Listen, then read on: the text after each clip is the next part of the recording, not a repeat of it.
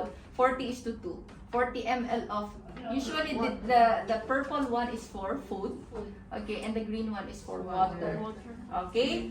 Okay. You will attach it to the so-called kangaroo pump.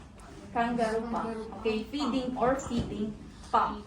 Then you will attach it here. Okay, there's some attachment here, but there's no attachment.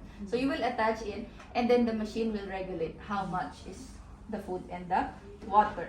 That is called the continuous. Okay, 24 hours it's running, but sometimes the doctor will order for Bolus. ang tawag bowel rest. Pag sinabi mong bowel rest, 12 midnight to 4 a.m., okay, you will stop the feeding. Okay, imagine, if you're still eating at 12 midnight to 4 a.m., what you will feel? So, same way with the patient. So, you need to rest the bowel. That is called bowel rest. Okay, then they will resume it for 4 a.m. onwards.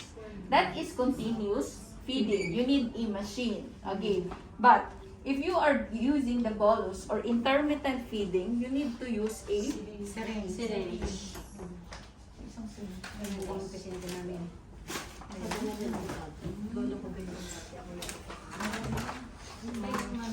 The big one. The big one. Meron akong ba? Ay, nagamit mo.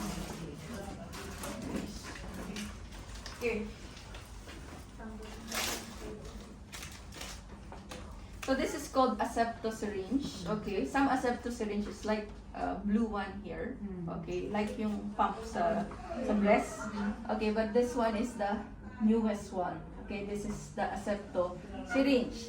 Okay, so when we are assessing the placement of the tube, okay, what is the most accurate way to assess the placement of the tube? Have to aspirate. Check the Ideally, the Aspiration. Scope check the pH. pH. Okay, the pH. So you check the pH. How to check the pH? Correct? You need to aspirate. Okay? You need to 30 ml of air. Okay, mag-aspirate kayo ng 30 ml of air. Okay. When you're not using it yet, you need to clamp it so the air will not go inside. Okay, then when you're putting something, you put air slowly. Okay, then you will see you aspirate 5 to 10 ml of gastric contents. Greenish color will comes in. Okay, and then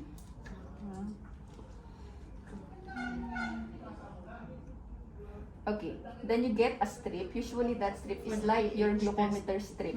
Okay, then you will put the liquid or the gastric content there, and the color will change, and you will compare it. Okay, if it's more acidic, it means in the gastric. I forgot the numbers of how acidity it is, but if it's more acidic, it's in the gastric side. So it means the placement is correct. Okay, it means it's in the stomach. Okay. Second, if you don't have this, X-ray. X-ray. Okay, X-ray. But if you are in your house, how you will do the X-ray and all of this? So what you're going to do is to check by pH. Auscultation. auscultation. Okay, stethoscope. Someone is having stethoscope. Yeah, because my grandfather, I used to check to feed him. You have a stethoscope, no? No, I know. I mean stethoscope. No one? Joy? No. Okay. So, what are you going to do? Okay. To put Okay. Suppose that your patient is 30 degrees angle or Fowler's position. Okay. So, I will put my stethoscope on my ear. Okay. Where you will put the stethoscope? This is your, what part of this bone is here? sternum. Sternum. Okay. Sternum. There is a sternum here. Okay. Just below the sternum, this is where your Stomach. stomach. Okay, so this is where you will put your stethoscope. Okay, stethoscope. Okay, so you put here. Then put 30 ml of air. Okay, put 30 ml of air, guys. Okay, then Here the sound. while pushing the air here, okay, and listening the stethoscope, okay, you will hear crook, crook, crook, crook. That is called Burgundy. Burgundy. Burgundy.